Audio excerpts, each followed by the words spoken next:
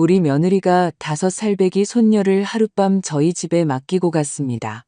다음날 아침 손녀가 제게 속삭였습니다. 할머니, 엄마가 집에서 본 거 할머니한테 말하지 말랬어요. 제가 물었죠. 얘야, 뭘 봤는데? 손녀의 대답을 듣고 저는 즉시 경찰에 신고했습니다. 당신이 여기 있어서 다행이에요. 이 영상을 보고 계신다면 좋아요를 누르고 채널을 구독해주세요. 그리고 댓글로 어디서 제 복수 이야기를 듣고 계신지 알려주세요. 제 이야기가 얼마나 멀리 퍼졌는지 알고 싶어요. 가로등의 노란 불빛이 현관에 쏟아져 내리고 앙상한 나뭇가지들이 흔들리는 그림자를 드리우던 그 밤을 아직도 선명하게 기억합니다. 그 그림자는 마치 그 순간 제 마음을 비추는 것 같았죠. 저는 서울 외곽의 작은 주택에 살고 있었습니다. 집안 구석구석에는 지나간 날들의 추억이 깃들어 있었죠. 그날 밤 며느리 지연이가 손녀 민서를 데리고 왔습니다. 야간 근무를 해야 한다고요. 수없이 들어온 변명이었습니다. 하지만 이번에는 뭔가 달랐습니다. 마치 문틈으로 차가운 바람이 스며들어 저를 오싹하게 만드는 것 같았죠. 지연이는 문지방에 서서 평소처럼 들어오기를 망설였습니다. 가방 손잡이를 꽉 쥔 손은 손가락 마디가 하얗게 보일 정도였습니다. 그녀의 눈은 어둠 속에서 보이지 않는 누군가를 찾는 듯 초조하게 골목을 훑었습니다. 괜찮으시죠, 어머님? 떨리는 목소리로 물었습니다. 제가 이미 고개를 끄덕이며 안심시키려 미소 지었음에도 벌써 3번째 같은 질문을 반복하고 있었습니다.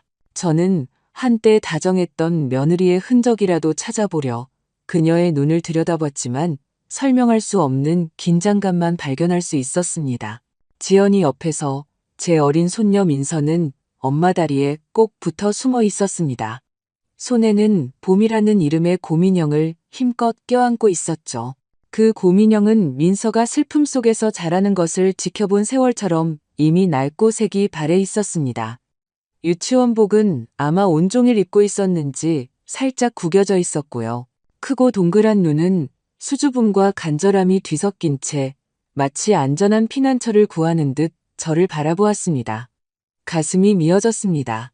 마지막으로 손녀를 안아주고 웃음소리를 들었던 게 얼마나 오래되었을까요?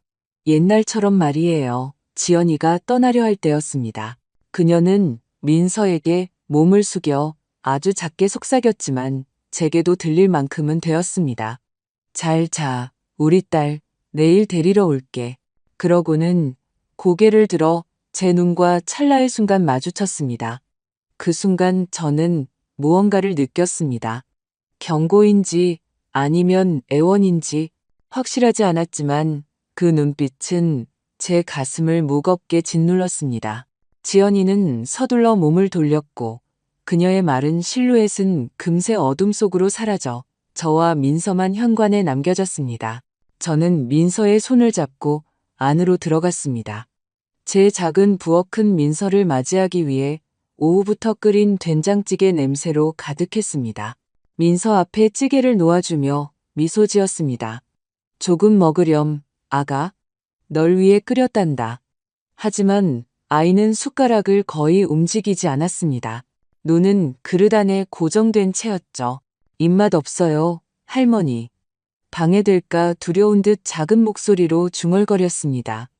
저는 미소를 유지하려 애썼지만 속으로는 마음이 아팠습니다. 유치원 이야기를 신나게 떠들던 제 민서가 이제는 조용한 그림자 같았습니다. 밤새 민서는 소파에 웅크리고 앉아 보미를 꽉 껴안은 채 화려한 색상의 만화 영화가 나오는 화면에 시선을 고정했습니다. 하지만 저는 아이가 정말로 그것을 보고 있지 않다는 것을 알았습니다. 그 아이의 눈은 텅 비어 있었고 제가 들어갈 수 없는 세상에 빠져 있는 듯 했습니다. 저는 묻고 싶고 다가가고 싶은 마음에 옆에 앉았습니다. 하지만 말을 걸려고 할 때마다 아이의 눈에서 그 먼 거리를 보고는 입을 다물었습니다. 어쩌면 아이에게 필요한 것은 안전하다고 느낄 시간뿐일지도 모른다고 생각했습니다. 그날 밤 저는 제 아들 민준이의 낡은 침대를 아직 간직하고 있는 작은 방에 제 옆자리에 아이의 잠자리를 마련해 주었습니다. 민서는 벽 쪽으로 등을 돌린 채 보미를 껴안고 조용히 누웠습니다.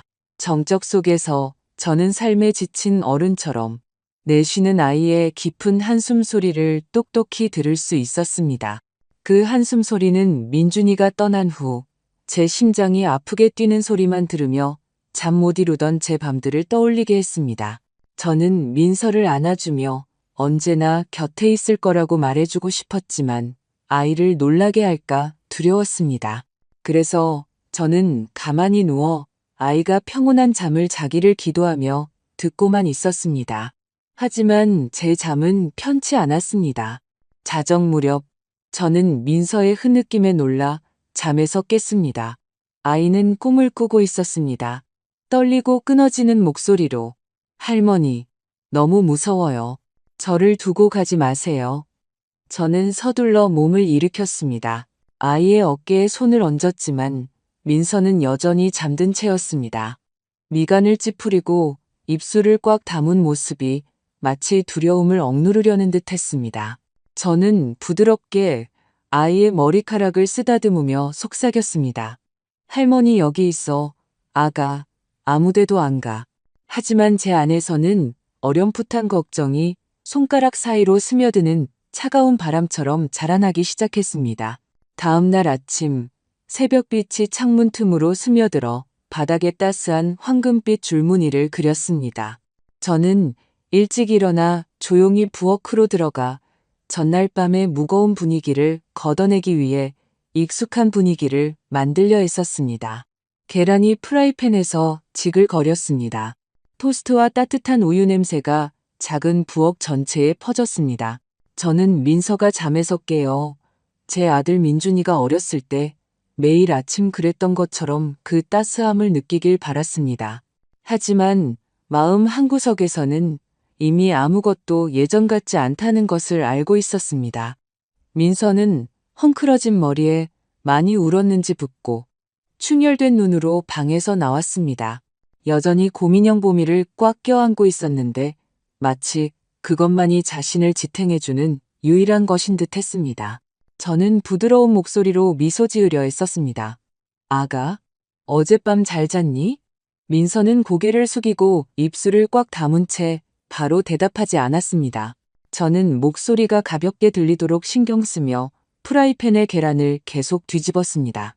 계란 후라이랑 따뜻한 우유 해놨어. 와서 같이 아침 먹을까? 아이는 망설이다가 식탁에 앉았지만 곰인형을 놓지는 않았습니다. 저는 아이 앞에 접시를 놓아주며 저를 안심시키기 위해서라도 조금 먹어주기를 조용히 바랐습니다. 하지만 그때 민서가 속삭이듯 작은 목소리로 중얼거렸습니다. 제 온 세상이 멈추기에 충분한 소리였죠. 할머니, 엄마가 집에서 본 거 할머니한테 말하지 말랬어요. 제 손은 허공에 멈췄고 뒤집개는 떨어질 뻔했습니다. 저는 천천히 몸을 돌려 뒤집개를 식탁 위에 내려놓고 목소리가 떨리지 않도록 애썼습니다. 아가, 무서워하지 마. 뭘 봤는데? 저는 민서 앞에 쭈그려 앉아 이제 눈물로 가득 찬 아이의 맑은 눈을 바라보았습니다.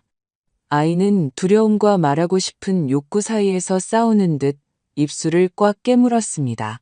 그리고 그때 떨리는 목소리로 내뱉은 한마디 한마디가 제 심장을 갈기갈기 찢었습니다. 지하실에 어떤 여자아이가 갇혀 있어요. 할머니. 그 애는 계속 울어요. 손이 너무 아프대요. 쨍그랑. 쇠숟가락이 제 손에서 타일 바닥으로 떨어졌습니다. 말은 소리가 정적 속에서 울려 퍼졌습니다. 식탁 위에 우유 잔이 흔들리며 하얀 줄기를 쏟아냈습니다. 저는 방금 들은 것을 믿을 수 없어 얼어붙었습니다. 민서의 겁에 질린 눈은 마치 너무 큰 비밀을 털어놓고 더는 짊어질 수 없는 듯 도움을 구하는 것처럼 저를 바라보았습니다.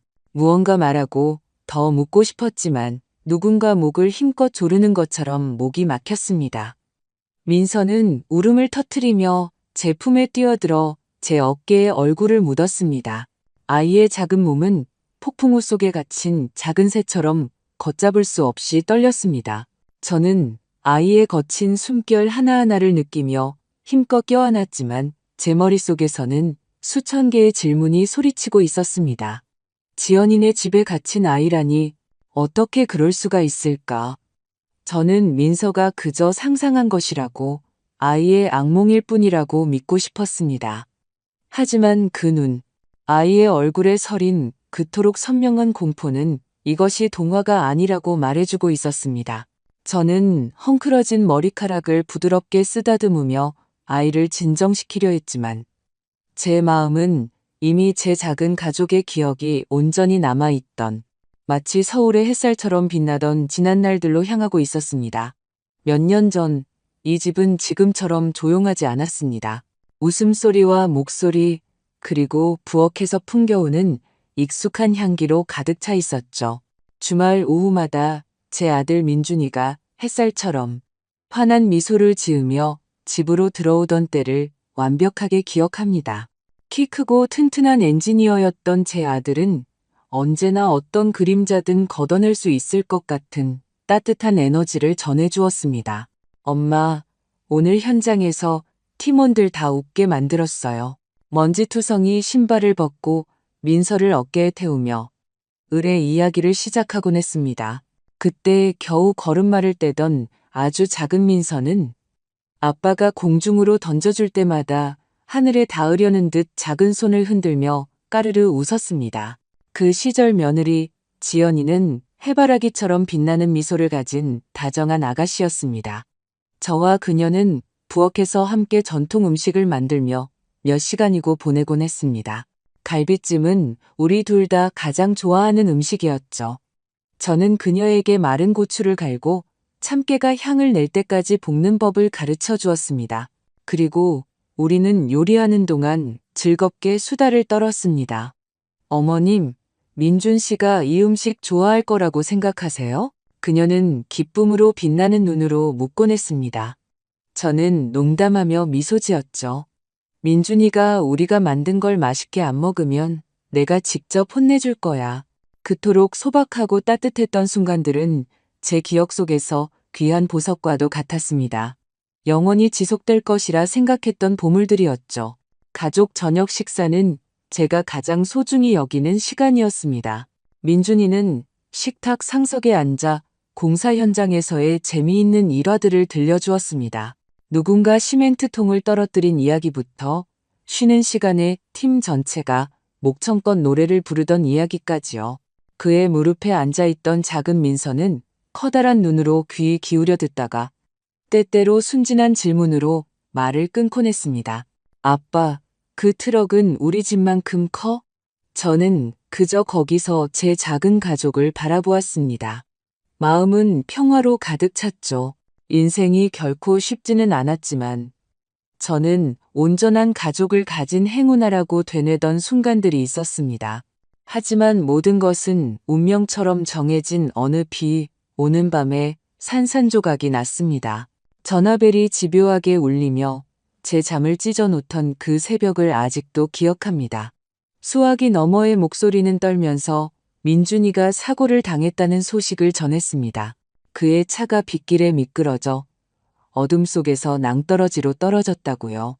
저는 수화기를 꽉 쥔 채 온 세상이 발밑에서 무너져 내리는 것을 느끼며 꼼짝도 할 수 없었습니다. 아니야, 그럴 리 없어. 저는 중얼거렸습니다. 하지만 잔인한 진실은 결코 변하지 않았습니다. 제 태양이었던 민준이 제 삶의 빛이 채울 수 없는 공허함을 남기고 영원히 떠나버렸습니다. 민준이의 장례식은 하늘에서 눈물이 내리는 듯한 이슬비가 내리는 잿빛 날에 치러졌습니다. 저는 겨우 2살이었던 민서를 가슴에 꼭 껴안았습니다. 아이는 혼란스러워하며 아빠가 영원히 떠났다는 것을 아직 이해하지 못했습니다.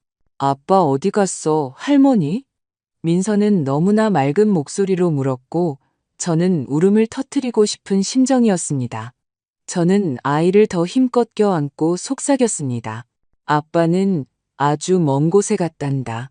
하지만 언제나 널 지켜보고 있어, 우리 아가. 지연이는 제게서 몇 걸음 떨어진 곳에 있었지만 마치 다른 세상에 속한 사람처럼 보였습니다. 그녀의 눈은 텅 비어 있었고 얼굴은 돌처럼 창백했습니다. 저는 다가가 며느리의 손을 잡고 싶었지만 그녀의 눈빛 속 무언가가 저를 멈추게 했습니다. 너무나 크고 너무나 깊어서 제가 어떻게 다가갈 수 있을지 모를 고통이었습니다. 민준이가 죽은 후 이 집은 어두운 안개에 휩싸였습니다. 지연이의 얼굴에서 미소가 사라졌습니다. 그녀는 말이 없어지고 내성적으로 변했습니다. 몇 시간이고 자기 방에 틀어박혀 있었습니다. 어떤 날은 닫힌 문 너머로 그녀의 흐느낌 소리가 들렸습니다. 하지만 제가 들어가려고 문을 두드릴 때마다 그녀는 차갑게 대답했습니다. 괜찮아요. 걱정 마세요, 어머님. 저는 지연이가 이겨낼 것이라고, 시간이 상처를 치유해 줄 것이라고 믿고 싶었습니다. 하지만 저는 틀렸습니다. 고통은 그녀를 저에게서 멀어지게 했을 뿐만 아니라 제가 더는 알아볼 수 없는 사람으로 만들어버렸습니다. 얼마 지나지 않아 지연이는 다른 동네의 아파트로 이사하기로 결정했습니다.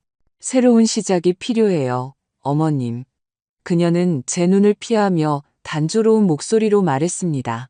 저는 그녀가 이 집을 떠나고 싶을 뿐만 아니라 민준이의 추억, 집안 구석구석과 모든 물건이 떠올리게 하는 기억들로부터도 벗어나고 싶어 한다는 것을 이해했습니다. 그녀를 탓하지는 않았지만 민서가 그녀와 함께 가야 했을 때 제 가슴은 찢어졌습니다. 아이는 제 삶에 남은 유일한 빛이었고 이제는 저에게 맡겨지는 몇 안 되는 주말에나 볼 수 있게 되었습니다. 집은 거대하고 차갑게 변했습니다. 저는 벽에 걸린 민준이의 사진 옆에 민서가 갓난아기였을 때 아빠 어깨에 앉아 까르르 웃던 야외 나들이 가족 사진을 그대로 두었습니다. 매일 밤 저는 그 사진 앞에 앉아 제 아들에게 속삭였습니다. 민준아, 어떻게 해야 하니? 네가 너무 보고 싶구나. 하지만 복도에서 휘파람을 부는 바람만이 제게 대답하며 이제 제게 남은 것은 고독뿐임을 상기시켜 주었습니다. 그 후의 만남에서 저는 민서가 변해가고 있다는 것을 알아차렸습니다. 예전에 빛나고 투명했던 아이의 눈은 이제 이름 붙이기 어려운 슬픔을 비추고 있었습니다. 말수가 줄고 미소도 줄었습니다. 그리고 제가 무언가 물으려 할 때마다 고개를 숙이고 고민형 보미를 마치 유일한 방패인 양 힘껏 껴안았습니다. 괜찮아요, 할머니. 늘 그렇게 말했지만 아이의 눈빛은 다른 이야기를 하고 있었습니다. 지연이에게 물었지만 그녀는 회피적인 대답만 했습니다. 걱정 마세요, 어머님. 제가 민서 잘 돌보고 있어요. 저는 그녀를 믿고 싶었습니다. 그녀가 좋은 엄마가 되기 위해 최선을 다하고 있다고 생각하고 싶었습니다. 하지만 제 안에서는 점점 더 큰 불안감이 저를 잠식했습니다.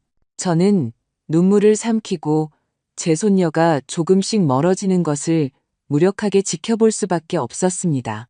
그리고 바로 오늘 그 비밀의 장막이 제 어린 민서의 입에서 나온 무서운 속삭임으로 찢어졌습니다. 저는 민서의 고백 이후 아이를 진정시키려 애쓰며 헝클어진 머리카락을 부드럽게 쓰다듬고 속삭였습니다. 괜찮아, 아가. 할머니가 다 해결할게. 하지만 민서는 눈물 가득한 눈으로 고개를 저을 뿐 세상을 피하려는 듯 눈을 꼭 감았습니다. 아이는 그 외로운 날들의 유일한 친구가 되어버린 낡은 고민형 보미를 가슴에 꼭 껴안고 있었습니다. 더 묻고 더 자세한 내용을 캐내고 싶었지만 아이의 작은 어깨가 떨리는 것을 보고는 더 이상 채근할 용기가 나지 않았습니다. 가자, 아가야, 조금 쉬렴. 저는 속에서 분노의 폭풍이 몰아치고 있었음에도 최대한 다정한 목소리로 말했습니다. 그날 정오, 저는 민서를 유치원에 데려다 주기로 했습니다. 아이는 자신을 잠식하고 있는 두려움을 조금이라도 잊기 위해 교실과 친구들의 익숙한 분위기가 필요했습니다. 익숙한 자갈길을 걸으며 아이의 손을 잡았지만 발걸음 하나하나가 무거웠습니다. 민서는 가는 내내 말이 없었습니다. 가끔씩 무언가 말하고 싶지만 감히 하지 못하는 듯 고개를 들 뿐이었습니다. 저는 속으로 타들어가는 불안감을 숨기려 했으며 미소 지었습니다. 오늘 유치원에서 뭐 배울 거야? 제가 물었지만 민서는 대답 없이 고개만 저었습니다. 저는 아이가 나이에 비해 너무 큰 짐을 지고 있다는 것을 알았습니다. 유치원에 도착해서 저는 잠시나마 민서의 담임 선생님인 김민정 선생님과 이야기하기로 했습니다. 민정 선생님은 중년의 여성으로 친절하면서도 날카로운 눈을 가졌고 항상 학생들에게 세심한 주의를 기울였습니다. 저는 분필과 종이 냄새가 아직 떠도는 교무실에서 그녀를 찾았습니다. 선생님, 잠시 이야기 좀 할 수 있을까요? 누군가 들을까 두려운 듯 작은 목소리로 물었습니다. 민정 선생님은 약간 걱정스러운 표정으로 저를 바라보았습니다. 물론이죠, 어머님. 민서에게 무슨 일 있나요? 저는 교실의 낡은 나무 의자에 앉아 그날 아침 민서가 제게 한 이야기를 털어놓았습니다. 지하실에 갇힌 아이를 언급할 때는 목소리가 떨렸습니다. 민정 선생님은 미간을 찌푸리고 두 손을 꽉 맞잡은 채 주에 깊게 들었습니다. 제가 말을 마치자 그녀는 잠시 망설이다가 한 단어 한 단어를 고르듯 말했습니다. 어머님, 저도 최근에 민서가 변했다는 걸 느꼈어요. 쉽게 놀라고 가끔 수업 중에 집중하지 못하고 멍하니 있기도 해요. 그녀는 말을 멈추고 불안한 눈으로 저를 바라보았습니다. 미술 시간에 아주 이상한 그림들을 그렸어요. 거의 항상 어두운 방에 혼자 있는 여자아이예요. 그 뒤에는 마치 철창처럼 어지럽게 널린 검은 줄들이 있고요. 제 심장이 누군가 꽉 쥐는 것처럼 오그라들었습니다. 철창 같은 검은 줄들. 선생님의 말은 제 두려움을 확인시켜주는 정확한 한 방이었습니다. 그게 비정상적인 거라고 생각하세요? 저는 거의 속삭이듯 물었습니다. 민정 선생님은 불안한 눈빛으로 고개를 저었습니다. 단정할 수는 없지만 아이의 정서 상태가 걱정돼요. 어쩌면 아주 힘든 일을 겪고 있는지도 모르겠어요. 저는 발밑에 땅이 무너져 내리는 것을 느끼며 고개를 끄덕였습니다. 감사합니다. 선생님. 저는 일어서며 말했지만 다리가 저를 지탱하지 못할 것처럼 떨렸습니다. 집으로 돌아오는 길에 저는 유령처럼 걸었습니다. 민서의 그림들, 어두운 방의 아이와 철창 같은 검은 선들의 이미지가 저를 놓아주지 않았습니다. 민서가 무엇을 봤을까 자문했습니다. 정말로 갇힌 아이가 존재하는 걸까? 아니면 너무 상처받은 어린아이의 상상일 뿐일까? 하지만 아이의 겁에 질린 눈, 떨리는 목소리는 그 이야기를 무시할 수 없게 했습니다. 저는 무슨 일이 일어나고 있는지 이해하기 위해 더 많은 단서, 더 많은 증거가 필요했습니다. 오후에 저는 마당에 핀 붉은 채송화를 바라보며 집 복도에 앉아 있었습니다. 바람이 강하게 불었고 마치 경고라도 하듯 저는 몸을 떨었습니다. 그때 친절한 이웃 어르신인 김할아버지가 지나가는 것을 보았습니다. 김할아버지는 동네에서 모두에게 사랑받는 분이었습니다. 그는 골목에서 일어나는 일은 무엇이든 놓치지 않는 듯한 예리한 눈빛을 가진 호랍이었습니다. 제 지친 표정을 보고 그는 나무 지팡이를 계단에 기대고 멈춰 섰습니다. 박 여사, 괜찮으시오? 꼭 도깨비라도 본 사람 같구려. 저는 걱정을 감추려 했으며 희미하게 미소 지었습니다. 그냥 좀 피곤해서요, 할아버지. 어떻게 지내세요? 하지만 그는 속지 않았습니다. 그는 제 옆 나무 벤치에 앉아 낮은 목소리로 말했습니다. 박 여사, 당신이 별일 아닌 걸로 걱정할 사람이 아니란 걸 아오. 민서에게 무슨 일 있소?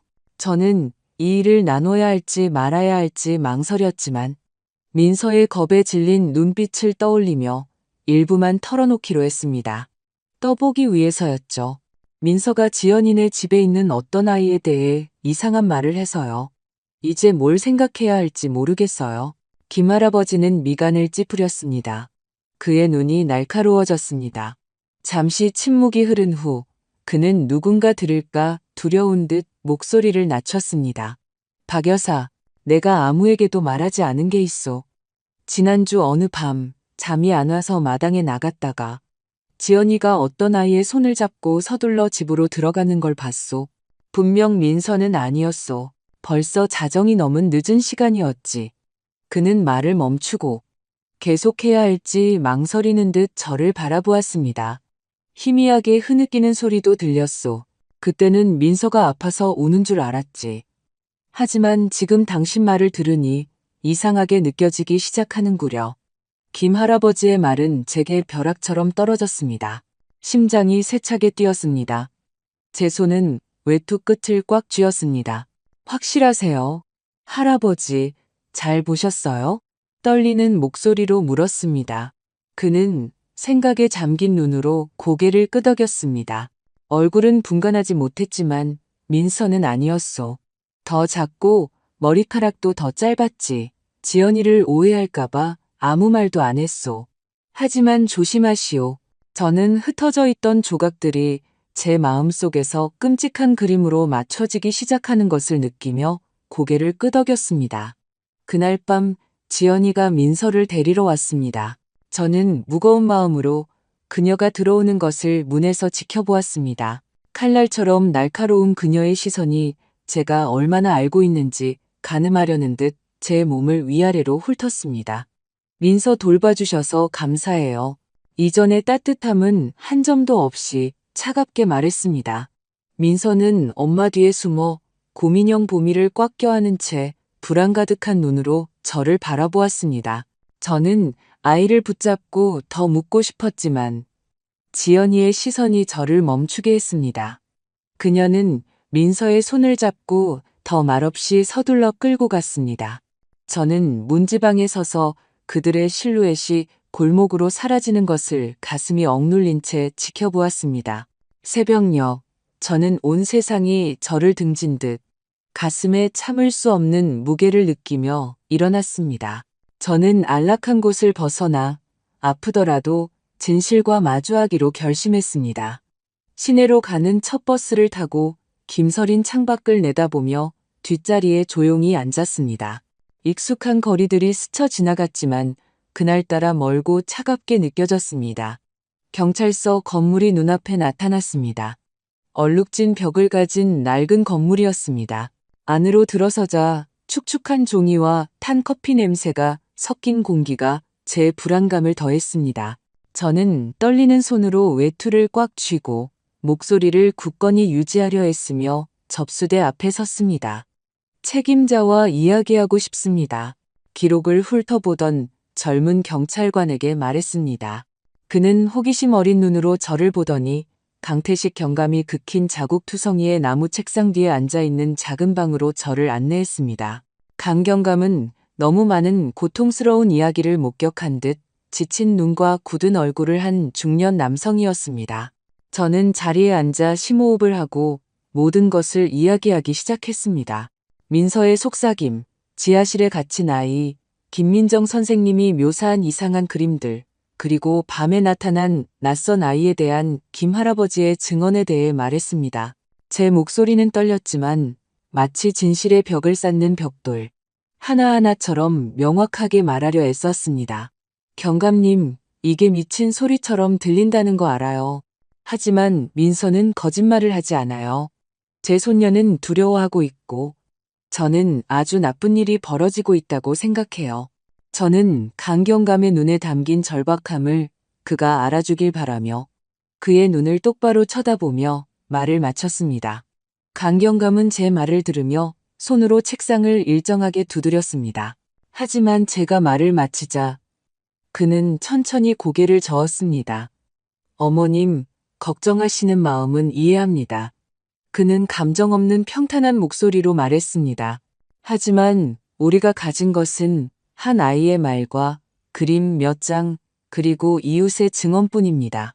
그것만으로는 며느님 댁에 대한 수색 영장을 청구할 법적 근거가 부족합니다. 그의 말은 제 얼굴에 찬물을 끼얹는 것 같았습니다. 온몸에 피가 멈추는 것 같았습니다. 저는 떨림을 억누르기 위해 두 손을 꽉 쥐었습니다. 정말로 위험에 처한 아이가 있다면요? 경감님, 갈라진 목소리로 애원했습니다. 민서 말이 사실인데 우리가 아무것도 하지 않는다면 그 아이는 어떻게 될까요? 강경감은 한숨을 쉬었고 그의 눈에 약간의 동정심이 스쳤습니다. 신고는 접수해 두겠습니다. 그는 여전히 차가운 목소리로 대답했습니다. 하지만 지금은 기다리셔야 합니다. 더 구체적인 증거가 필요합니다. 저는 소리치고 싶었습니다. 시간이 아무도 기다려주지 않는다고, 매 순간이 민서가 말한 그 아이에게 위험한 순간일 수 있다고 말하고 싶었습니다. 하지만 저는 그저 고개를 끄덕였습니다.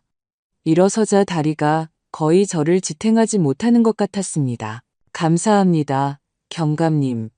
속으로는 무력감에 소리치고 싶었지만 저는 중얼거렸습니다. 경찰서를 나오자 온 세상이 저를 등진 것 같았습니다. 정오에 햇살이 내리쬐었지만 저는 추위만 느꼈습니다. 저는 멍한 머리로 버스 정류장까지 걸으며 계속해서 되뇌었습니다. 이제 어떡하지?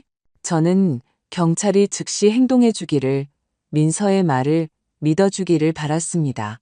하지만 이제 제게 남은 것은 제 손녀도, 이름 모를 그 아이도 지켜주지 못할 것이라는 고독과 두려움뿐이었습니다. 그날 오후, 저는 평정심을 유지하기 위해 일상적인 일에 몰두하려 시장에 음식을 사러 갔습니다. 하지만 익숙한 가게들 사이를 지나갈 때 수군거리는 소리가 들렸습니다. 박 여사님, 이제 연세가 드셔서 틀림없이 머리에 문제가 생긴 거야. 한 생선 장수가 동료에게 제가 들을 수 있을 만큼 큰 소리로 중얼거렸습니다. 누가 자기 며느리를 애들 납치했다고 고발하겠어? 저는 심장에 비수가 꽂히는 것을 느끼며 멈춰 섰습니다. 그녀를 향해 돌아섰지만 그녀는 즉시 고개를 숙이고 자기 테이블의 생선들을 정리하는 척했습니다. 저는 그 순간 알았습니다. 지연이가 제가 생각했던 것보다 더 빨리 움직였다는 것을. 그녀는 이미 동네 전체에 제가 민서를 너무 그리워한 나머지 망상에 빠졌다고, 제 손녀를 되찾기 위해 이야기를 꾸며냈다고 소문을 퍼뜨린 것이었습니다. 저는 마치 바위를 짊어진 것처럼 무거운 마음으로 집으로 돌아왔습니다. 현관에 앉아 떨어지는 채송화 꽃잎을 바라보며 약간의 평온을 찾으려 애썼습니다. 하지만 비극은 극에 달했습니다. 그날 밤, 해가 지자 문 앞에서 차가 멈추는 소리가 들렸습니다. 지연이가 민서를 데리러 왔지만 이번에는 평소처럼 집 안으로 들어오지 않았습니다. 그녀는 마당에 서서 오빠 진우 앞에서 민서를 힘껏 껴안고 서럽게 울었습니다. 오빠, 저 여자가 나를 모함하고 있어. 지연이는 갈라진 목소리로 외쳤습니다. 내가 애들을 납치했다잖아. 내 인생을 망치려고 해. 난 그저 민서를 돌보고 싶을 뿐인데 나한테 이러잖아.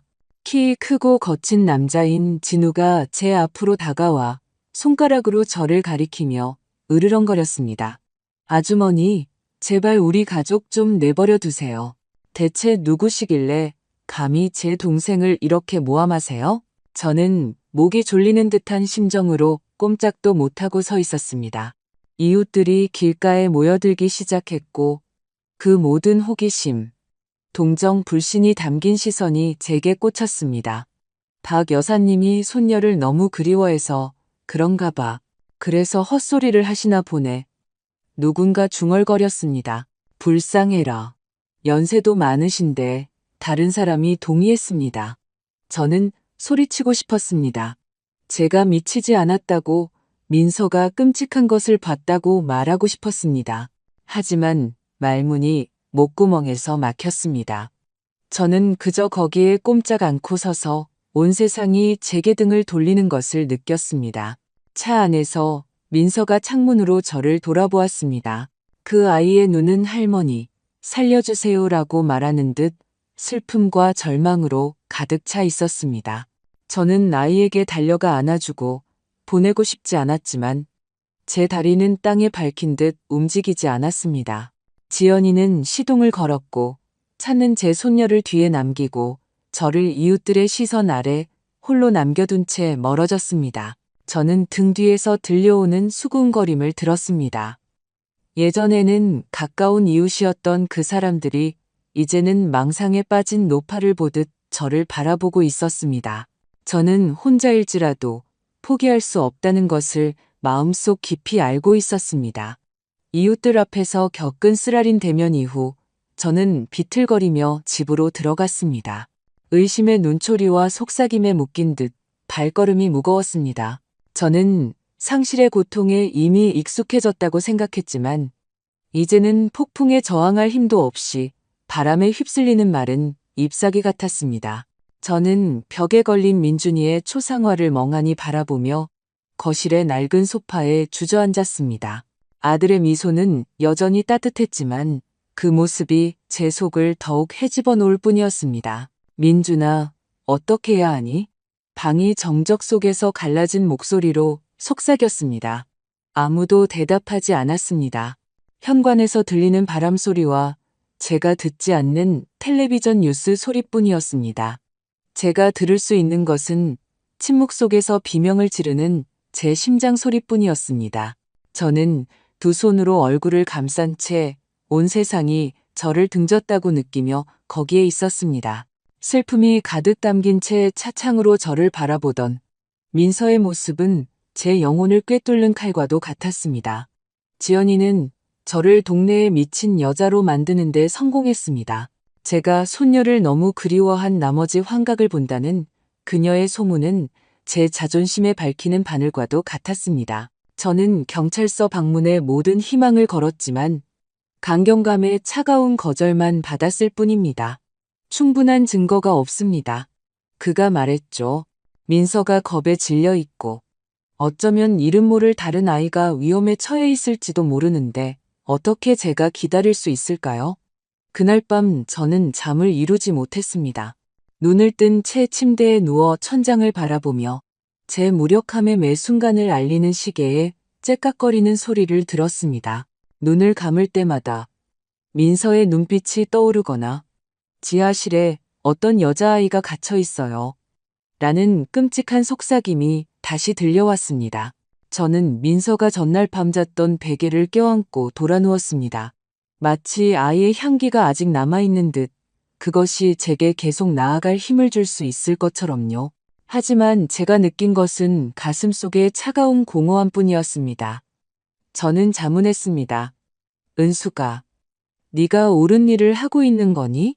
아니면 정말 그들이 말하는 것처럼 망상에 빠진 노파일 뿐이니? 다음 날 아침 저는 평소처럼 시장에 가려고 했습니다. 북적거림이 제 마음을 달래주길 바라면서요. 하지만 안으로 들어서자 명백한 변화를 느꼈습니다. 늘 다정한 미소로 저를 맞이하던 상인들이 이제는 멀리서 저를 보자마자 갑자기 입을 다물었습니다. 그들은 서로에게 몸을 기울여 수군거렸고 그들의 시선은 동정과 거리감이 동시에 담겨 있었습니다. 불쌍한 박 여사님, 손녀가 얼마나 보고 싶었으면 이제 정신까지 놓으셨을까. 한 채소 장수가 옆 사람에게 속삭이는 소리를 들었습니다. 저는 고개를 숙이고 듣지 못한 척하며 걸음을 재촉했지만 한마디 한마디가 제 가슴을 망치로 내리치는 것 같았습니다. 소리치고 싶었습니다. 제가 미치지 않았다고 민서가 끔찍한 것을 봤다고 말하고 싶었습니다. 하지만 그렇게 하면 모두가 지연이의 이야기를 더욱 믿게 될 뿐이라는 것을 알았습니다. 집으로 돌아오는 길에 저는 동네에서 가장 친한 친구인 이 여사를 만났습니다. 그녀는 버드나무 바구니를 손에 들고 문 앞에 서 있었고 저를 보자 걱정 가득한 표정이 되었습니다. 다른 사람들과 달리 이 여사는 저를 피하지 않았습니다. 그녀는 다가와서 저를 울타리 옆구석으로 데려가 제 손을 꽉 쥐었습니다. 은숙 씨, 나는 당신을 알아요. 그녀는 낮지만 단호한 목소리로 말했습니다. 당신이 이런 걸 지어낼 사람이라고 믿지 않아요. 어젯밤 지연이가 민서를 데려갈 때 그 아이 눈을 봤어요. 아이가 겁에 질려 있었어요. 은숙 씨. 지금 포기하면 그 후에는 평생 당신을 따라다닐 거예요. 그녀의 말이 제 등을 번개처럼 스쳤습니다. 제 절망을 걷어내지는 못했지만 아주 작은 희망의 불꽃을 지폈습니다.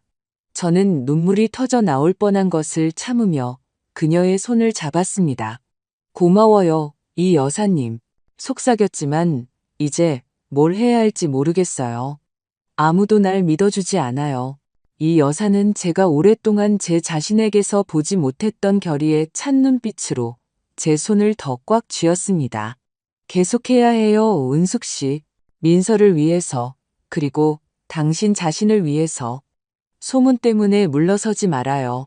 저는 마음이 여전히 무거웠지만 고개를 끄덕였습니다. 이 여사의 말이 맞았습니다. 포기할 수 없었습니다. 하지만 온 세상이 제게 등을 돌린 것 같은데 제가 무엇을 할 수 있을까요? 그날 오후 저는 일상의 반복 속에서 약간의 평온을 찾으려 마당에 채송화를 다듬기 시작했습니다. 붉은 꽃잎들이 작은 핏방울처럼 땅에 떨어지며 제 불안감을 더했습니다. 그때 갑자기 서두르는 발소리가 들렸습니다. 이웃 어르신인 김 할아버지가 커피 봉지를 손에 들고 미스터리한 표정으로 대문 앞에 나타났습니다. 박 여사, 이걸 봐야 하오. 그는 누군가 들을까 두려운 듯 목소리를 낮춰 말했습니다. 저는 가슴이 졸아드는 것을 느끼며 하던 일을 멈췄습니다. 무슨 일이에요, 할아버지? 다가가며 물었습니다. 그는 저를 안으로 데려갔습니다. 문을 단단히 닫고 주머니에서 낡은 휴대폰을 꺼냈습니다. 편의점을 하는 조카에게 지난주 CCTV를 확인해달라고 부탁했소. 그는 흥분으로 떨리는 목소리로 설명했습니다. 보시오, 은숙 씨, 당신이 이걸 봐야 할 것 같소. 화면이 켜지며 흐릿하고 잡음이 섞인 영상이 나타났습니다. 저는 숨을 죽이고 영상을 지켜보았습니다. 한때 제 가족이었던 며느리 지연이가 한밤중에 낯선 아이의 손을 잡고 서둘러 집으로 들어가는 모습이었습니다. 아이는 낡은 잠옷을 입고 있었고 머리는 헝클어져 있었습니다. 민서보다 작은 체구에 마치 겁에 질린 듯 서투르게 걷고 있었습니다. 65살의 저, 박은숙은 발밑의 땅이 갈라지는 것을 느꼈습니다. 지하실에 갇힌 아이에 대한 민서의 속삭임은 더 이상 한 아이의 혼란스러운 이야기가 아니었습니다. 그것은 사실이었습니다. 그리고 이 영상은 제가 그토록 기도했던 증거였습니다. 저는 갈라진 목소리로 김 할아버지를 바라보았습니다. 할아버지, 확실하세요? 혹시 착각하신 건 아니고요? 마음속으로는 이미 답을 알고 있었지만 저는 물었습니다. 그는 단호하게 고개를 끄덕였습니다. 그의 시선은 어느 때보다 진지했습니다. 착각일 리 없소, 박 여사. 내가 그 장면을 내 눈으로 똑똑히 봤소. 카메라에도 찍혔을 줄은 몰랐지만 그날 밤 마당에 있었는데 민서가 아니었단 말이오. 그의 말은 고통스러운 비수와도 같았지만 동시에 제게 힘을 주었습니다. 저는 마치 가라앉고 있는 폭풍우 속에서 유일한 구명줄인 양 휴대폰을 꽉 쥐었습니다. 감사합니다, 할아버지. 저는 울음이 터져 나올 뻔한 것을 참으며 속삭였습니다. 이게 제게 얼마나 중요한지 모르실 거예요. 저는 한치의 망설임도 없이 이 영상을 즉시 경찰서에 가져가야겠다고 결심했습니다. 더는 기다릴 수 없었습니다. 매 순간이 영상 속의 아이, 그리고 어쩌면 민서마저도 계속 위험에 처해 있는 순간이었습니다. 저는 서둘러 낡은 외투를 입고 머리에 스카프를 두른 뒤 불타는 심장을 안고 김 할아버지 댁을 나섰습니다. 오늘따라 경찰서로 가는 자갈길이 더 길게 느껴졌습니다. 발걸음 하나하나가 무거웠지만 결의에 차 있었습니다. 저는 겁에 질린 눈의 민서와 무슨 수를 써서라도 딸을 지켜주길 바랐을 제 아들 민준이를 생각했습니다. 경찰서에 들어서자 공기는 여전히 낡은 서류와 탄 커피 냄새가 났습니다. 하지만 이번에는 두렵지 않았습니다. 제게는 증거가 있었고 그들이 행동할 때까지 떠나지 않을 작정이었습니다. 저는 즉시 강태식 경감과 이야기하게 해달라고 요청했습니다. 접수대의 젊은 경찰관은 아마도 제 눈에서 절박함을 읽었는지 저를 익숙한 방으로 빠르게 안내했습니다. 강 경감은 책상 뒤에 앉아 있었고 그의 얼굴은 굳어 있었으며 눈은 지쳐 보였습니다. 박 어머님 또 오셨군요. 그는 약간 놀란 어조로 말했습니다. 새로운 소식이라도 있습니까? 저는 심호흡을 하고 김 할아버지의 휴대폰을 책상 위에 놓으며 말했습니다. 경감님, 증거가 있습니다. 부디 이 영상을 봐주십시오. 제가 영상을 재생하자 지연이와 낯선 아이의 모습이 화면에 나타났습니다. 저는 김 할아버지가 본 것, 민서가 제게 말한 것, 그리고 아이가 학교에서 그린 이상한 그림들에 대해 이야기했습니다. 제 목소리는 떨렸지만 명확하고 단호하게 들리도록 애썼습니다. 저 아이는 민서가 아닙니다. 그리고 이 아이가 누군지는 모르지만 위험에 처해 있다고 생각합니다. 강 경감은 영상을 지켜보았습니다. 그는 미간을 살짝 찌푸렸지만 그의 시선은 여전히 의심으로 가득 차 있었습니다. 혹시 친구 딸을 잠시 돌봐준 것일 수도 있지 않습니까? 그는 단조로운 어조로 말했습니다. 그의 말은 제 심장을 옥죄는 또 다른 비수와도 같았습니다. 저는 그가 이 증거를 묵살하게 둘 수 없었습니다. 저는 앞으로 몸을 기울이며 거의 애원하듯 말했습니다. 제발 더 조사해 주세요. 저 아이는 우리 동네 아이가 아닙니다. 저는 여기서 평생을 살았어요. 저는 알아요. 그리고 제 손녀 민서는 겁에 질려 있어요. 지하실에 갇혀서 손이 아프다고 우는 아이에 대해 말하고 있어요. 제발 저를 믿어주세요. 어쩌면 제 목소리에 담긴 절박함이나 제 눈의 절망이 강경감을 망설이게 했는지도 모릅니다. 그는 근처의 젊은 경찰관에게 신호를 보냈습니다. 이 아이의 인상착의와 일치하는 실종 신고가 있는지 확인해봐. 그는 진지하게 명령했습니다. 경찰관은 고개를 끄덕이고 서류를 확인한 뒤 컴퓨터 자판을 빠르게 두드리기 시작했습니다.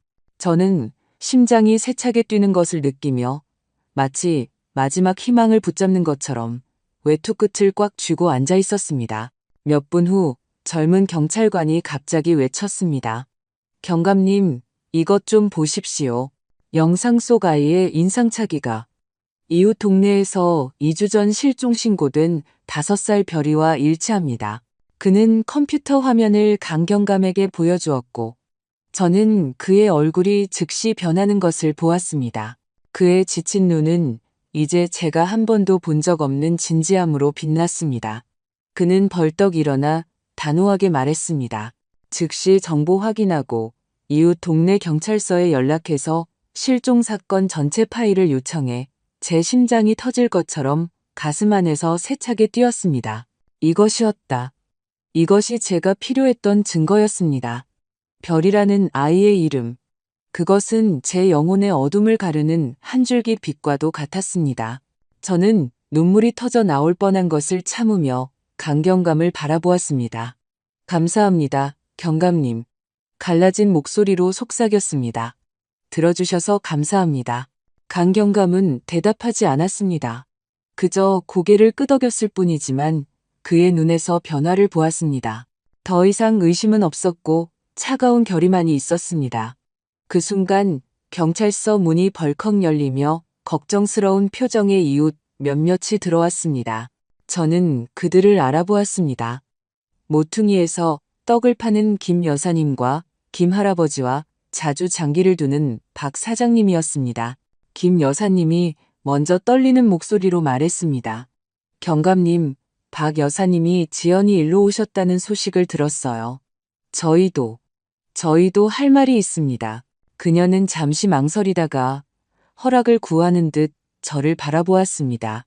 저는 계속하라고 격려하며 고개를 끄덕였습니다. 저희도 지연이네 집에서 우는 소리, 이상한 소음들을 들었어요. 민서가 박 여사님 댁에 머물던 밤에도요. 처음에는 그냥 아이들 떼쓰는 소리인 줄 알았어요. 하지만 이제는 확신이 안 서요. 박 사장님이 고개를 끄덕이며 덧붙였습니다. 한 번은 새벽녘에 그 집 지하실에서 불빛이 깜박이는 걸 봤어요. 대수롭지 않게 여겼죠. 하지만 지금 생각해보니 이상해요. 그들의 말은 마치 퍼즐의 마지막 조각들처럼 이미 제 마음속에 형성되고 있던 끔찍한 그림을 완성시켰습니다. 저는 강경감이 상황의 심각성을 알아주길 바라며 그를 바라보았습니다. 그는 고개를 끄덕였고 그의 눈에는 더 이상 한 점의 의심도 남아있지 않았습니다. 충분한 증거가 확보됐습니다. 어머님, 그는 단호한 목소리로 말했습니다. 즉시 수색 영장을 신청하겠습니다. 저는 마침내 눈물이 얼굴을 타고 흐르는 것을 느끼며 고개를 끄덕였습니다. 그토록 어두웠던 날들 끝에 처음으로 희망의 빗줄기를 보았습니다. 경찰서를 나온 후 집으로 돌아왔을 때 제 마음은 복잡하게 얽혀 있었습니다. 마침내 그들이 행동하기로 결정했다는 사실에 기뻤지만 앞으로 닥쳐올 일들이 두려웠기 때문입니다. 인생의 폭풍 후에 이미 익숙해졌다고 생각했지만 이제 저는 제가 견뎌낼 수 있을지 모를 허리케인 앞에 서 있었습니다. 김 할아버지의 영상, 별이에 대한 확인, 그리고 이웃들의 증언은 희망의 불꽃을 지폈습니다. 하지만 동시에 제가 곧 마주해야 할 일들을 생각하면 몸서리가 쳐졌습니다. 한때 제 가족이었던 며느리 지연이는 이제 진실의 반대편에 서 있었고 비밀의 장막이 걷혔을 때 저를 기다리는 것이 무엇일지 몰랐습니다. 그날 밤 저는 한숨도 잘 수 없었습니다. 양철 지붕 위로 떨어지는 빗소리는 작은 집 안에서 울리는 전쟁의 북소리 같았습니다. 저는 벽에 걸린 민준이의 사진에 그림자를 들이우는 노란 불빛 아래 거실에 앉아 있었습니다.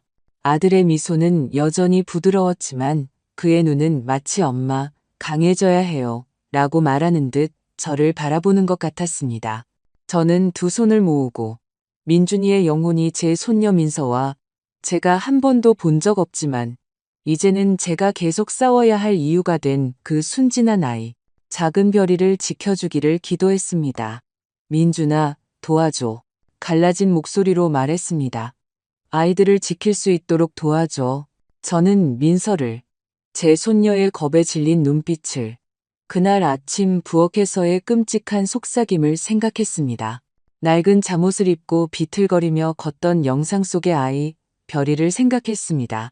모든 이미지가 제 심장을 찌르는 비수와도 같았지만 동시에 제게 더 큰 결의를 심어주었습니다. 저는 그 아이들이 단 1분이라도 더 고통받게 둘 수 없었습니다. 하지만 저는 두려웠습니다. 진실이 밝혀졌을 때 그것이 제 가족에게서 남은 얼마 안 되는 것마저 산산조각 낼까봐 두려웠습니다. 지연이는 비록 변했지만 여전히 민서의 엄마였고 한때 저를 어머님이라고 불렀던 사람이었습니다. 어떻게 그녀를 마주할 수 있을까요? 그녀가 그토록 끔찍한 일에 연루되었을 수 있다는 진실을 어떻게 감당할 수 있을까요? 다음 날 아침, 저는 불안감에 휩쓸리지 않기 위해 일상에 매달리려 평소처럼 시장에 갔습니다. 하지만 시장의 분위기는 달랐습니다. 호기심 어린 시선과 수군거림이 그림자처럼 저를 따라다녔습니다. 또 박 여사님이 며느리를 고발했대. 한 과일 장수가 옆 사람에게 제가 듣지 못한다고 생각하며 중얼거렸습니다. 손녀가 얼마나 보고 싶었으면 이제 미쳐버렸나 봐. 저는 고개를 숙이고 동정이나 의심의 시선을 마주하고 싶지 않아 걸음을 재촉했습니다. 필요한 몇 가지만 채소 조금, 빵 조금 사서 무거운 마음으로 서둘러 집으로 돌아왔습니다. 이제 소문은 신경 쓰이지 않았습니다. 저는 오직 민서와 별이 그리고 앞으로 닥쳐올 일에만 집중하고 싶었습니다. 정오 무렵 제 평생의 오랜 친구인 이 여사가 아직 따끈한 찐빵 한 접시를 들고 찾아왔습니다. 그녀는 집으로 들어와 접시를 식탁 위에 놓고 제 옆에 앉아 제 손을 꽉 쥐었습니다. 은숙 씨, 용기를 내요. 그녀는 따뜻하지만 단호한 목소리로 말했습니다. 얼마나 고통스러울지 알지만 진실은 밝혀질 거예요. 험담 때문에 물러서지 말아요. 저는 그녀의 눈을 바라보았고 그 안에서 깊은 공감을 발견했습니다. 그녀는 저를 등지지 않은, 저를 망상에 빠진 노파로 보지 않은 몇 안 되는 사람 중 하나였습니다. 이 여사님, 두려워요. 떨리는 목소리로 고백했습니다. 만약 진실이 너무 끔찍하다면 어떻게 마주해야 할지 모르겠어요. 제 손녀 민서는요? 아이는 어떻게 될까요? 그리고 아이 엄마는요? 이 여사는 제 말을 끊으며 손을 더 꽉 쥐었습니다. 은숙 씨, 당신은 내가 아는 사람 중에 가장 강한 여자예요. 민준이를 잃고도 민서를 위해 꿋꿋이 버텼잖아요. 자신을 의심하지 말아요. 당신은 옳은 일을 하고 있는 거예요. 그녀의 말은 제 얼어붙은 심장을 데우는 작은 불꽃과도 같았습니다. 저는 뺨을 타고 흐르는 눈물과 함께 고개를 끄덕였습니다. 고마워요, 이 여사님. 속삭였습니다. 최선을 다할게요. 그녀는 미소를 짓고 제 어깨를 두드린 뒤 일어서서 떠났습니다. 맛있는 냄새가 나는 찐빵 접시를 남겨두고 갔지만 저는 먹을 기분이 아니었습니다. 오후가 되자 김 할아버지가 걱정 가득한 얼굴로 다가왔습니다. 그는 현관 벤치에 지팡이를 짚고 앉아 누군가 들을까 두려운 듯 낮은 목소리로 말했습니다. 박 여사, 어젯밤에도 지연이네 집에서 이상한 소리가 들렸소. 그는 진지한 눈빛으로 말했습니다. 마치 누군가 문을 두드리는 것 같았고 그 뒤에 억눌린 흐느낌 소리가 들렸소. 가까이 다가가지는 못했지만 뭔가 잘못됐다는 건 확실하오. 그의 말은 제 가슴을 옥죄었습니다. 저는 별이를 민서가 했던 말을 생각했고 보이지 않는 손이 제 목을 조르는 것 같았습니다. 할아버지, 혹시 그 아이가 아직 거기 있는 것 같으세요? 갈라진 목소리로 물었습니다. 그는 불안 가득한 눈빛으로 고개를 끄덕였습니다. 모르겠소, 은숙 씨. 하지만 경찰이 모든 것을 빨리 밝혀주길 바랄 뿐이요. 저는 저를 등지지 않은 것에 다시 한번 감사하며 그의 손을 잡았습니다. 김 할아버지의 소식은 저를 더욱 불안하게 만들었지만 동시에 민서가 말한 것이 사실이라는 확신을 강화시켜 주었습니다. 저는 그 아이, 별이가 계속 고통받게 둘 수 없었습니다. 아주 작은 희망의 불꽃만 남아있더라도 저는 행동해야 했습니다. 그날 밤 저는 민서의 담임 선생님인 김민정 선생님께 전화를 걸었습니다. 저는 떨리는 목소리로 무슨 일이 일어나고 있는지 이야기했습니다. 선생님, 만약 민서에게 무슨 일이 생기면 부디 아이를 돌봐주세요. 내일 무슨 일이 일어날지 모르겠지만 아이가 안전할 거라는 걸 알고 싶어요. 민정 선생님은 망설임 없이 즉시 수락했습니다. 박 어머님, 걱정 마세요. 제가 민서를 잘 살피겠습니다. 어머님은 하셔야 할 일을 하세요. 그녀의 말은 제 가슴에 얹힌 불안감이 여전했음에도 저를 약간 안심시켜 주었습니다. 잠자리에 들기 전 저는 제 서류와 가족 관계증명서 그리고 민서의 이상한 그림들을 작은 가방에 조심스럽게 챙겼습니다. 다음 날이 제게 무엇을 가져다 줄지 몰랐지만 어떤 일에도 대비하고 싶었습니다. 저는 민준이의 사진 앞에 앉아 속삭였습니다. 아들아, 엄마는 최선을 다하고 있단다. 민서가 더 이상 고통받게 두지 않을 거야. 저는 약간의 평화를 찾으려 눈을 감았지만 심장은 여전히 소란스러웠습니다. 그때 갑자기 한밤중에 전화벨이 집의 정적을 깨며 건조하게 울렸습니다.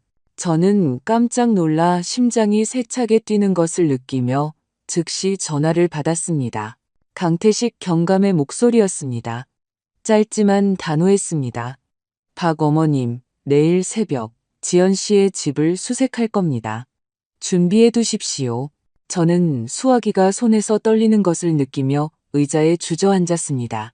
감사합니다, 경감님. 갈라진 목소리로 중얼거렸습니다. 준비하고 있겠습니다. 전화를 끊고 쉴 새 없이 창문을 두드리는 비를 바라보았습니다. 그 소리는 진짜 폭풍이 곧 닥쳐올 것이라는 신호와도 같았습니다.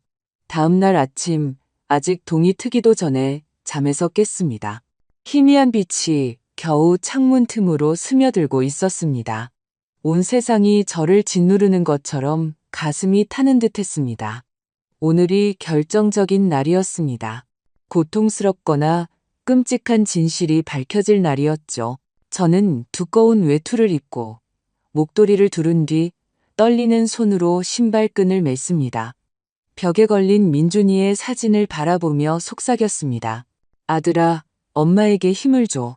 겁에 질린 민서의 눈빛과 김 할아버지의 영상 속 별이의 모습이 머릿속에서 떠나지 않으며 두려움이 저를 마비시킬 것 같았음에도 계속 나아가도록 저를 밀어붙였습니다. 제 집 앞에 경찰차가 멈춰서는 건조한 소리가 저를 생각에서 깨웠습니다.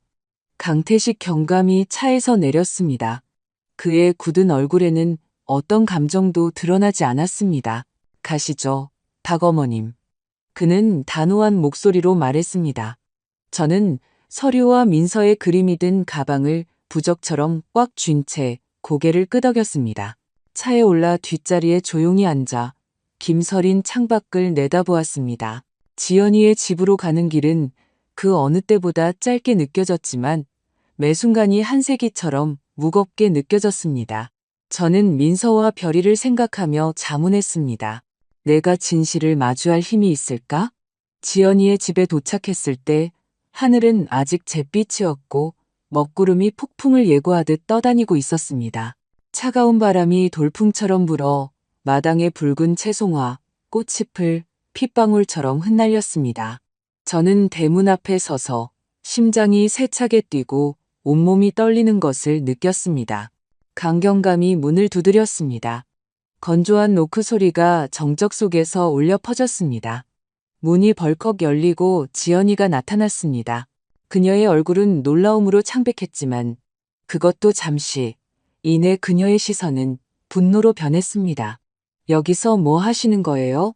그녀는 깊은 두려움을 숨기려는 듯 차가운 목소리로 외쳤습니다. 강경감은 그녀 앞에 차갑게 수색 영장을 들어 보였습니다. 법적 영장이 있습니다. 협조해 주시기 바랍니다. 그는 망설임 없이 단호한 목소리로 말했습니다. 지연이는 종이를 쳐다본 뒤 제 가슴에 칼을 꽂는 듯한 눈으로 저를 바라보았습니다. 당신이 한 짓이지, 그렇지? 그녀는 손가락으로 저를 가리키며 말을 뱉었습니다. 날 망치려고 하는 거지. 민서를 뺏어가려고. 저는 외투 끝을 꽉 쥔 채 아무 대답도 하지 않고 조용히 서 있었습니다.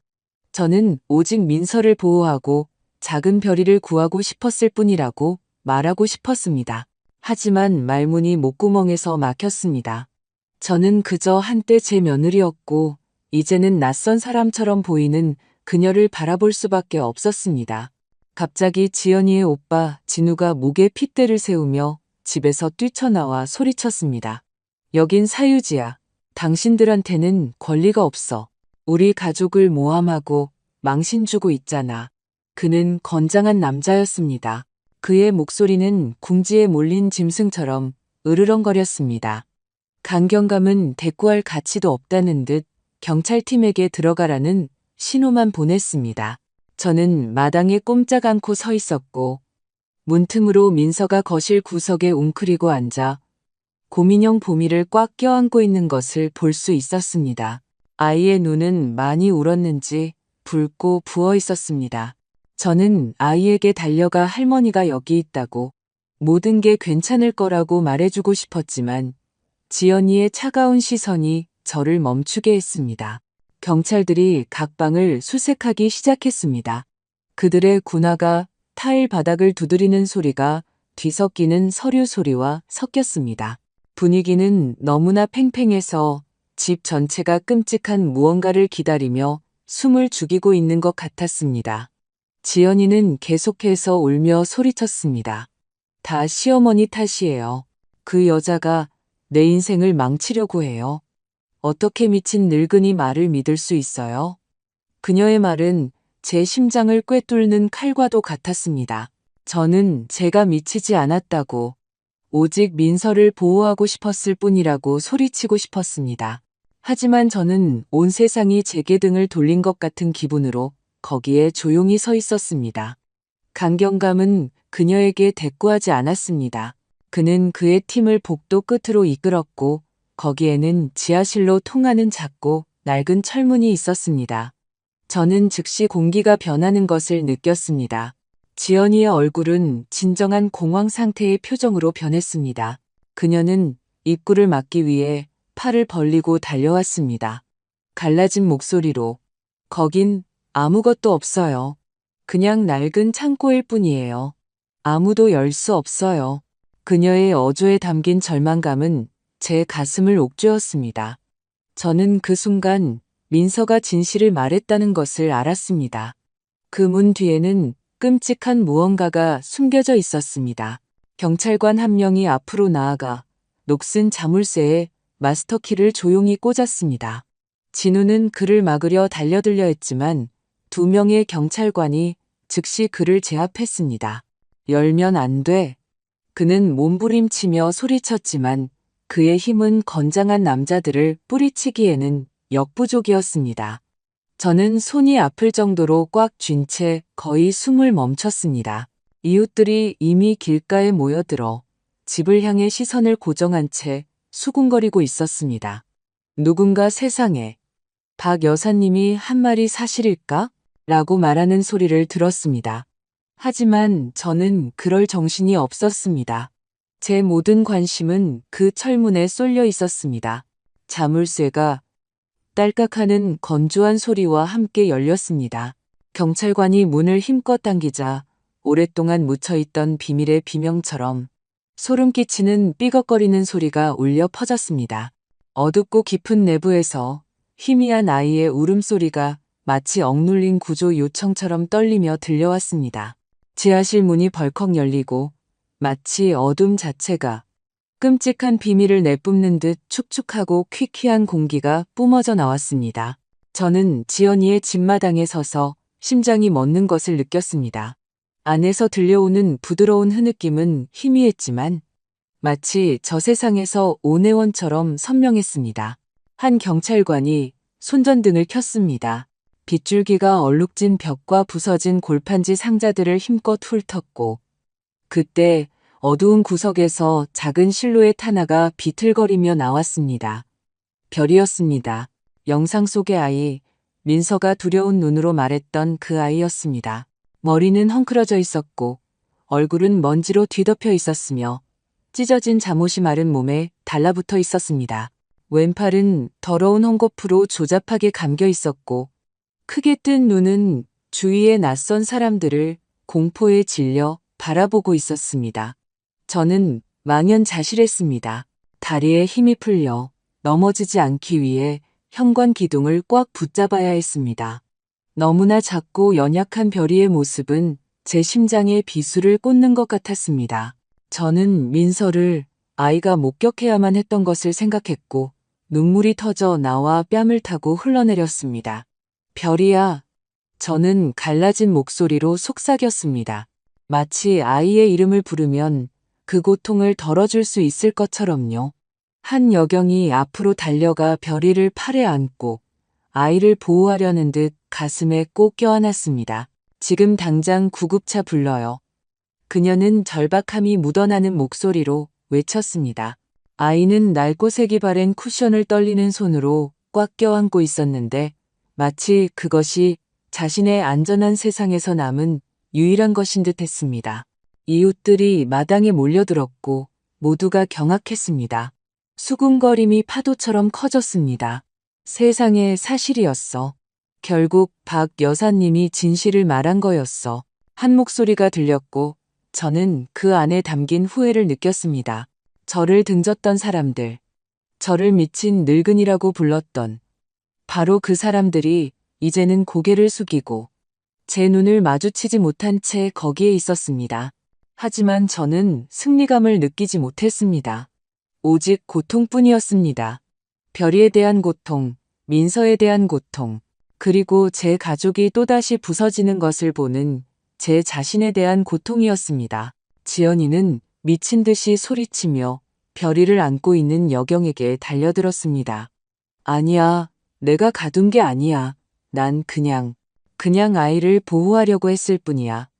그녀는 창백한 얼굴에 눈물을 흘리며 비명을 질렀지만 그녀의 목소리에는 더 이상 설득력이 없었습니다. 그것은 자신의 비밀이 발각되었다는 것을 아는 사람의 절망적인 외침에 불과했습니다. 지연이의 오빠 진우는 2명의 경찰관이 그를 단단히 붙잡고 있는 동안에도 여전히 그녀를 변호하려 몸부림쳤습니다. 이건 함정이야. 내 동생한테 덫을 놓고 있잖아. 다 저 늙은이의 계략이야. 그는 불타는 눈으로 저를 가리키며 소리쳤습니다. 저는 대답 없이 꼼짝 않고 서서 그와 그리고 지연이를 찢어지는 영혼으로 바라보았습니다. 한때 그들을 가족으로 여겼지만 이제 그들은 진실의 반대편에 서 있는 낯선 사람들과도 같았습니다. 강태식 경감이 차가운 목소리로 말을 끊었습니다. 조용히 해. 범죄 현장이 눈앞에 있잖아. 그는 그의 팀에게 계속해서 지하실을 수색하라는 신호를 보냈습니다. 그들은 낡은 상자들을 뒤지고 구석구석을 살폈고 그때 한 경찰관이 떨리는 목소리로 서류 뭉치를 들어 올렸습니다. 경감님, 이걸 보셔야 합니다. 저는 강경감이 그 꾸러미를 여는 것을 보며 숨을 죽였습니다. 그것들은 이상한 기호들과 어두운 사이비 종교에 대한 무질서한 문장들로 가득 찬 공책들이었습니다. 그중 하나에서 저는 갈겨 쓴 글씨로 박태수라는 이름과 서명을 보았습니다. 강경감은 미간을 찌푸렸고 그의 목소리는 낮아졌습니다. 박태수, 이 이름 들어본 것 같은데? 작년에 언론에서 폭로했던 극단주의 단체의 교주였지. 강경감의 말은 벼락과도 같아서 저와 우리 주위의 군중 모두를 경악하게 했습니다. 저는 지연이를 생각했습니다. 민준이가 죽은 후 그녀에게 일어난 변화들, 그녀의 이상한 눈빛, 제가 민서에 대해 물을 때마다 그녀가 지키던 끔찍한 침묵을요. 어떻게 박태수 같은 사람과 엮일 수 있었을까? 한때 다정했던 제 며느리가 어떻게 그토록 어두운 길로 빠질 수 있었을까? 저는 그녀에게 달려가 묻고 싶었습니다. 왜 그랬는지 이해하고 싶었습니다. 하지만 제 다리는 땅에 박힌 듯 움직이지 않았습니다. 별이는 구급차로 옮겨졌습니다. 아이는 쇠약했고 눈은 여전히 공포로 가득 차 있었지만 아이의 작은 목소리가 애원처럼 들려왔습니다. 엄마, 엄마한테 갈래요. 그 말은 제 심장을 찢었습니다. 저는 별이의 어머니를 생각했습니다. 틀림없이 어딘가에서 딸을 기다리며 고통받고 있을 그녀를요. 그리고 그들이 곧 다시 만날 수 있기를 기도했습니다. 저는 민서를 향해 시선을 돌렸습니다. 아이가 구석에 웅크리고 앉아 충혈된 눈으로 구급차가 멀어지는 것을 바라보고 있는 것을 보았습니다. 저는 아이를 안아주러 달려가고 싶었지만 강경감은 아직 그 순간이 끝나지 않았다는 것을 아는 듯 저에게 가만히 있으라는 신호를 보냈습니다. 지연이는 수갑이 채워졌습니다. 2명의 경찰관이 그녀를 집 밖으로 끌고 나왔습니다. 제 옆을 지나갈 때 그녀는 멈춰섰습니다. 그녀의 눈은 증오로 빛났습니다. 당신이 모든 걸 망쳤어. 그녀는 분노와 고통으로 떨리는 목소리로 이를 악물고 말했습니다. 저는 한때 사랑했던 며느리의 흔적이라도 찾아보려 그녀의 눈을 들여다보았지만 낯선 차가움만을 발견했을 뿐입니다. 경찰서에서의 긴 하루를 마치고 집으로 돌아왔을 때 몸은 지쳤지만 마음은 여전히 충격에 휩싸여 있었습니다. 제 인생에서 가장 어두운 날들을 겪었지만 이제 진실이 밝혀지자 제 마음에 희망의 빗줄기가 스며드는 것을 느꼈습니다. 사건 소식은 허리케인처럼 퍼져나갔고 우리 작은 동네는 갑자기 관심의 중심이 되었습니다. 언론과 텔레비전, 위성 중계차가 거리를 가득 메웠고 카메라와 마이크를 든 기자들이 별이와 민서 그리고 제 이야기에 대해 끊임없이 물었습니다. 하지만 저는 말을 많이 하고 싶지 않았습니다. 그저 민서 곁에 있으면서 아이를 꽉 껴안고 안전하다는 것을 확인하고 싶었을 뿐입니다. 오후에 저는 별이가 입원한 병원에 갔습니다. 아이의 부모님인 별이네 가족은 경찰의 전화를 받자마자 즉시 도착해 있었습니다. 저는 복도에 서서 유리창 너머로 영원히 잃어버렸다고 생각했던 딸을 절망적으로 껴안고 숨죽인 흐느낌으로 우는 그들을 바라보았습니다. 충혈된 눈의 말은 여성인 별이, 어머니는 별이를 붙들고 사랑의 말을 속삭였고, 옆에 있던 별이 아버지는 눈물을 닦으며 의사들에게 감사 인사를 할 때 목소리를 굳건히 유지하려 애썼습니다. 그 순간은 제 가슴을 아프게 했지만 동시에 이상한 따뜻함으로 저를 채웠습니다. 저는 민서를, 아이가 견뎌야 했던 두려움을 생각했고 제 모든 노력이 헛되지 않았다는 것을 알았습니다. 별이네 가족은 제가 복도에 조용히 서 있을 때 다가왔습니다. 별이 어머니는 갈라진 목소리로 제 손을 꽉 쥐었습니다. 박어머님, 어떻게 감사드려야 할지 모르겠어요. 어머님과 민서가 아니었다면 저희는 딸을 영원히 잃었을지도 몰라요. 별이 아버지는 젖은 눈으로 고개를 끄덕였습니다. 어머님께서 저희 삶의 빛을 되찾아 주셨습니다. 별이는 저희의 전부예요. 저는 뺨을 타고 눈물이 흐르는 것을 느끼며 미소 지었습니다. 누구라도 했을 일을 했을 뿐이에요. 떨리는 목소리로 말했습니다. 진짜 영웅은 민서예요.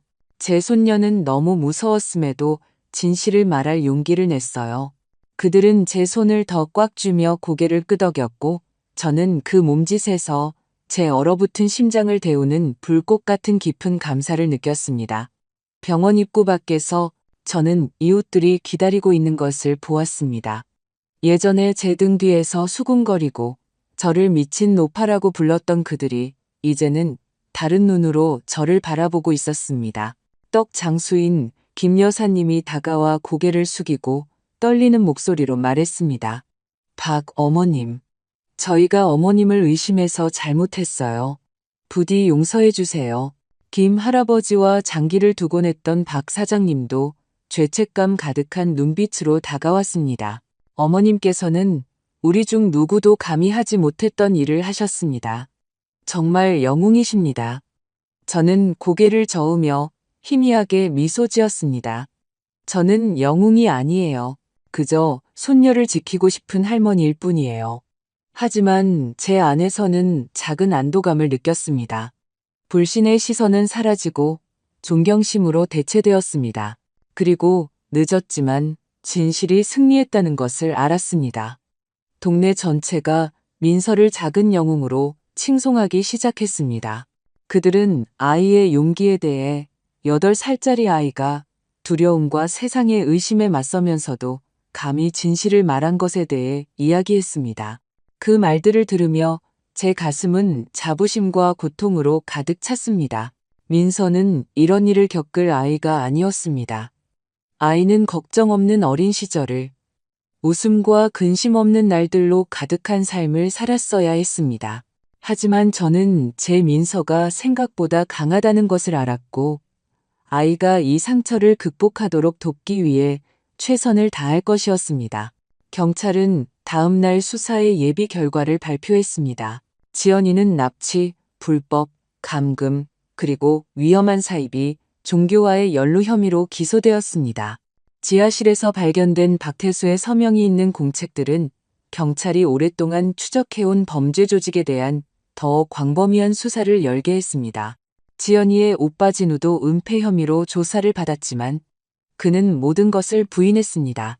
저는 거실에 앉아 민서가 자곤 했던 베개를 꽉 껴안고 저녁 뉴스에서 그 소식들을 들었습니다. 저는 지연이를 한때 제 며느리였고 가족 저녁 식사에서 환하게 웃던 그 젊은이를 생각했습니다. 무엇이 그녀를 변하게 했을까? 무엇이 그녀를 이 어두운 길로 이끌었을까? 답은 없었지만 고통스럽더라도 진실이 밝혀졌다는 것을 알았습니다. 며칠 후 그토록 잿빛이었던 몇 달 만에 처음으로 제 집은 다시 웃음소리로 가득 찼습니다. 민서와 별이가 붉은 채송화, 덩굴 아래 현관에서 함께 놀고 있었습니다. 별이는 훨씬 좋아졌습니다. 미소를 되찾았지만 눈에는 아직 희미한 두려움의 흔적이 남아 있었습니다. 민서는 곰인형 보미를 손에 들고 별이가 잡으려고 할 때 웃으며 뛰어다녔습니다. 저는 따뜻하지만 무거운 마음으로 문에서 아이들을 지켜보았습니다. 두 아이의 치유의 길은 길겠지만 그 순간 아이들의 웃음소리가 울려 퍼지는 것은 새로운 시작이었습니다. 별이네 가족이 오후에 신선한 꽃다발과 직접 만든 푸딩을 들고 저를 찾아왔습니다. 별이 어머니는 감격에 찬 목소리로 제 손을 잡았습니다. 박 어머님, 어머님께서 별이의 또 다른 할머니가 되어주셨으면 해요. 어머님께서 아이의 목숨을 구해주셨고, 저희는 아이에게 또 다른 가족이 생겼으면 좋겠어요. 어머님 같은 할머니요. 저는 할 말을 잃었습니다. 눈물이 다시 터져 나왔습니다. 제가 무슨 말을 해야 할지 모르겠네요. 저는 민서와 별이를 껴안으며 속삭였습니다. 너희들이 우리의 빛이고 희망이란다. 별이는 수줍은 미소로 저를 바라보았고 그 눈에서 저는 전에 본 적 없는 신뢰를 보았습니다. 그날 밤 민서가 제 옆 침대에 웅크리고 누웠을 때 아이는 작은 목소리로 물었습니다. 할머니, 나 진짜 영웅이야? 저는 미소 지으며 햇살 냄새가 나는 아이의 머리카락에 입을 맞추었습니다. 그럼 우리 아가, 넌 진실을 믿고 그것을 큰 소리로 말할 용기를 냈으니까 할머니의 가장 용감한 영웅이란다. 민서는 그토록 오랜 날들 만에 처음으로 미소 지었고 저는 아이의 눈에 빛이 돌아오는 것을 보았습니다. 아이는 저를 꽉 껴안으며 속삭였습니다. 사랑해요, 할머니. 저는 조용한 눈물과 함께 아이를 품에 안았습니다. 나도 사랑해, 민서야. 밖에서는 밤바람이 부드럽게 채송화를 흔들었고 빛나는 달 아래 꽃잎을 떨어뜨렸습니다. 저는 이상한 평화를 느끼며 눈을 감았습니다. 민준이를, 그의 미소를 생각했고 하늘에서 제 아들도 미소 짓고 있다는 것을 알았습니다. 그는 분명 자랑스러워할 것이었습니다. 그의 딸이 한 생명을 구했고 진실이 마침내 어둠을 이겼으니까요. 저는 민서를 더 꽉 껴안고 마음속으로 조용히 속삭였습니다. 민준아, 엄마가 해냈어. 너와의 약속을 지켰단다. 그리고 그 순간 앞으로 더 많은 시련이 남아있을지라도 우리 작은 가족에게 빛이 돌아왔다는 것을 알았습니다. 방금 들으신 이야기는 관련자들의 신원을 보호하기 위해 이름과 장소가 변경되었습니다. 우리는 판단하기 위해서가 아니라 누군가 이 이야기를 듣고 잠시 멈춰 성찰하기를 바라는 마음으로 이 이야기를 전합니다. 얼마나 많은 어머니들이 자신의 집안에서 조용히 고통받고 있을까요? 저는 정말로 궁금합니다. 당신이 제 입장이었다면 어떻게 하셨을까요? 평화를 지키기 위해 침묵을 선택하셨을까요? 아니면 당신의 목소리를 되찾기 위해 모든 것에 맞설 용기를 내셨을까요? 당신의 의견을 알고 싶습니다. 모든 이야기는 다른 누군가의 길을 비출 수 있는 촛불과도 같으니까요. 신은 언제나 축복하십니다. 그리고 저는 용기가 우리를 더 나은 날들로 이끈다고 확신합니다.